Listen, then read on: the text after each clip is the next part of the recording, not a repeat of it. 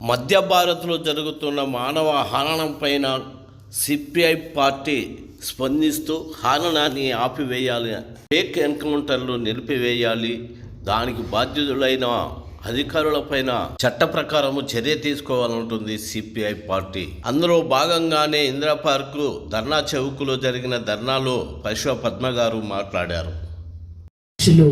సాధినేని వెంకటేశ్వరరావు గారు, వేదిక మీద ఆసీనులైన పెద్దలందరికీ, ఈ ధర్నాలో పాల్గొంటున్న ప్రతి ఒక్కరికి నా నమస్కారం.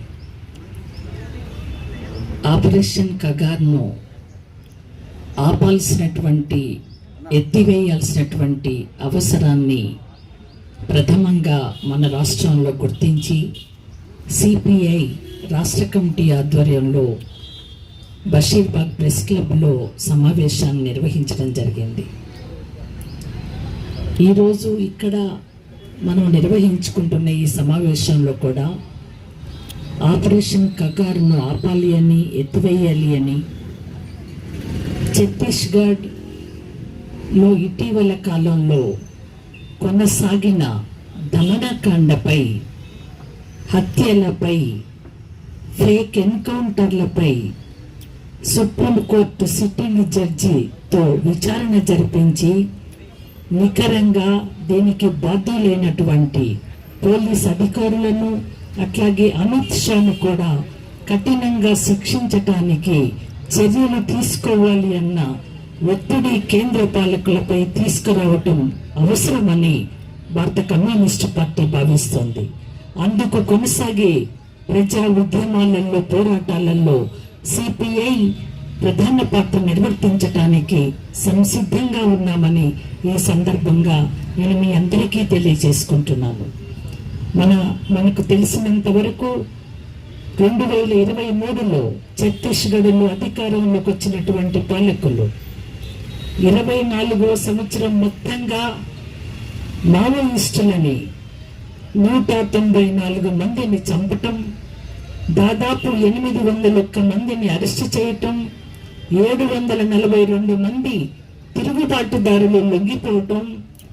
ఈ సంవత్సరం కూడా 3 నెలలు గడిచాయి. ఈ 3 నెలల కాలంలో 103 మందిని మావోయిస్టులను హతం చేశారు. ఈ సందర్భంగా మనం 2 కోణాలతో ఆలోచించాల్సిన అవసరం ఉంది. జరుగుతున్నటువంటి పాశవిక చర్యలకు వ్యతిరేకంగా మన పోరాటాన్ని ఎక్కుపెట్టడానికి కేంద్ర పాలకులపై నికరమైనటువంటి ఒత్తిడి తీసుకురావటంతో పాటు వారి దమన నీతి గురించి ప్రజలలో విస్తృతంగా ప్రచారం చేసి ప్రజా అభిప్రాయాన్ని కూడా కూడగొట్టాల్సినటువంటి అవసరం ఉంది. రెండో వైపు ఈ రాష్ట్రంలో కూడా రాష్ట్ర ప్రభుత్వం శాంతి చర్చలకు, గతంలో వైఎస్ఆర్ ఉన్నప్పుడు శాంతి చర్చలకు నక్సలైట్లను పిలవటం జరిగింది. ఆ సందర్భంగా ఏర్పడినటువంటి అభిప్రాయం చాలా గొప్పది, విస్తృతమైనది కూడా. అదే పద్ధతులలో ఈ రోజు మావోయిస్టులు శాంతి చర్చలు కావాలి అని ప్రకటించినా కూడా అందుకు ముందుకు రాకపోవటం పట్ల మనందరికీ అర్థమవుతున్నటువంటి కేంద్ర పాలకుల దమన నీతి ఏమిటో మనకు అర్థమవుతా ఉంది. ఒకవైపు అడవిలో ఉన్నటువంటి సంపదను పూర్తిగా ఆదివాసులకు దక్కకుండా కార్పొరేట్ కంపెనీల పరం చేయటం ఒక్కటి వారి ఆలోచన, వారి రాజకీయ సంకల్పం. కాబట్టి శాంతి చర్చలకు ముందుకు రానటువంటి పరిస్థితి ఉంది. ఈ సందర్భంగా శాంతి చర్చలు ఖచ్చితంగా నిర్వహించాలి అన్న డిమాండ్ను కూడా మనందరము లేవనెత్తాల్సినటువంటి అవసరం ఉంది.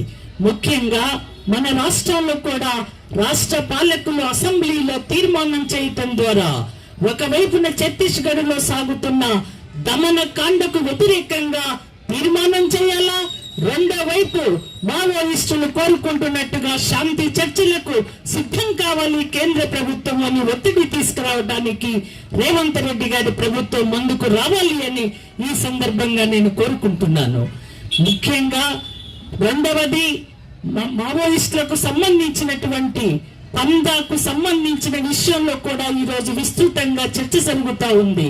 ఈ వేదిక నుంచి కూడా మాట్లాడినటువంటి సోదరులు సోదరీమణులు వ్యక్తం చేశారు.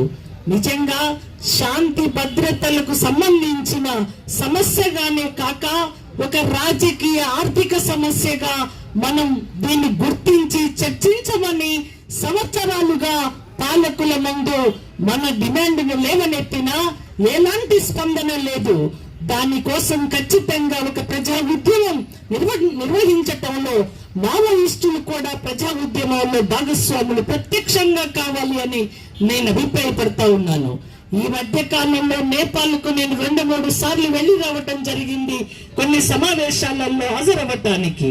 నిజంగా అక్కడ కొనసాగుతున్నటువంటి పాలన, గతంలో వారు లేవనెత్తిన డిమాండ్లు, చేసినటువంటి పోరాటాలు ఈ రోజు ప్రజాస్వామిక భాగస్వామ్యంలో పాలన కొనసాగిస్తున్నటువంటి తీరుతెన్నులన్నింటినీ పరిశీలిస్తే సాయుధ పోరాటం కంటే కూడా ప్రజాస్వామ్య భాగస్వామ్యంతోనే ఎక్కువ సాధించవచ్చు అని నేపాల్ పాలకులు, అక్కడి ప్రజలు రుజువు చేస్తున్నటువంటి విషయం మనందరి ముందు ప్రత్యక్షంగా కనపడతా ఉంది. చాలా ఆశ్చర్యంగా ఉంది.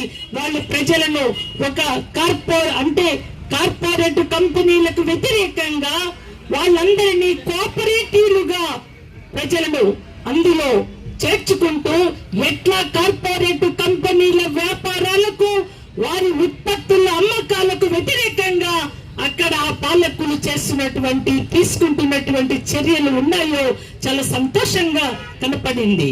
అందుకే ఈ సందర్భంగా ఏ రకమైనటువంటి వ్యూహాలతో అయితే మావోయిస్టులు ఈ రకంగా చేయబడతా ఉన్నారో, అంతమొందించబడతా ఉన్నారో, ఈ సందర్భంలో ప్రత్యేకంగా దృష్టిని కేంద్రీకరించాల్సినటువంటి అవసరం ఉంది. రాజకీయ సైద్ధాంతిక పరమైనటువంటి ఆలోచనకు వ్యూహాలు తప్పైతే, దెబ్బతింటే దానితో పూర్తిగా హతం కాకుండా ఉండటానికి ఈ దేశంలో వామపక్ష భావాలు ఉన్నటువంటి ప్రతి వ్యక్తి ఖచ్చితంగా రక్షింపబడటానికి, అందులో మావోయిస్టులు కూడా ప్రధాన భాగస్వాములుగా రక్షింపబడటానికి, ఈ దేశంలో ఉన్నటువంటి మోడీ లాంటి ఫాసిస్ట్ పాలకుల అంతు తేల్చటానికి, వారి ఆటలను కట్టించటానికి, నికరమైన ప్రజా ఉద్యమాలను ప్రత్యక్షంగా కూడా కొనసాగించటానికి, ప్రజాస్వామికంగా భాగస్వాములు కావటానికి ఆలోచన చేయాల్సినటువంటి అవసరం ఉందని భారత కమ్యూనిస్టు పార్టీ అభిప్రాయపడతా ఉంది. ఈ సందర్భంగా నేను మీ అందరినీ కోరుకుంటున్నది, చాలా మంది వక్తలు మాట్లాడారు, అన్ని విషయాలలోకి మళ్ళీ వెళ్లకుండా భవిష్యత్తులో ఈ ఉద్యమాన్ని తీవ్రతరం చేయటానికి, ఆపరేషన్ కగారును ఆపేంత వరకు ఏ రకంగా కేంద్ర పాలకులపై ఒత్తిడి తీసుకురావటానికి, గ్రామాన ఉద్యమాన్ని విస్తరింపజేయటానికి అన్ని రాజకీయ పార్టీలము ఇక్కడ కలిసి వచ్చి అందరము కూడా ముందుకు సాగటానికి ఆలోచన చేయాలి అని ఈ సందర్భంగా అందరికీ మనవి చేసుకుంటూ, ఆ ఉద్యమాలలో, పోరాటాలలో భారత కమ్యూనిస్టు పార్టీ అగ్రగామి పాత్ర వహిస్తుంది అని ఈ సందర్భంగా తెలియజేస్తూ ముగిస్తాను.